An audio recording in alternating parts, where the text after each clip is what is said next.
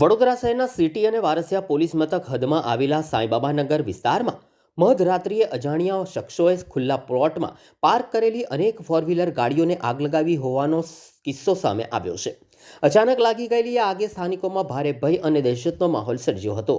ઘટનાની જાણ થતાં તરત જ સ્થાનિક રહેવાસીઓએ અગ્નિશામક દળ તેમજ પોલીસને બોલાવી હતી.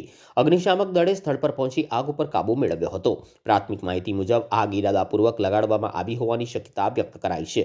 પોલીસે ઘટનાઓની ગંભીરતાને ધ્યાનમાં રાખીને વિસ્તારના સીસીટીવી ફૂટેજ ચકાસવા માટે કાર્યવાહી શરૂ કરી છે. આગ કઈ રીતે લાગી અને પાછળ કોણ હોઈ શકે તે અંગે તપાસ શરૂ કરી છે.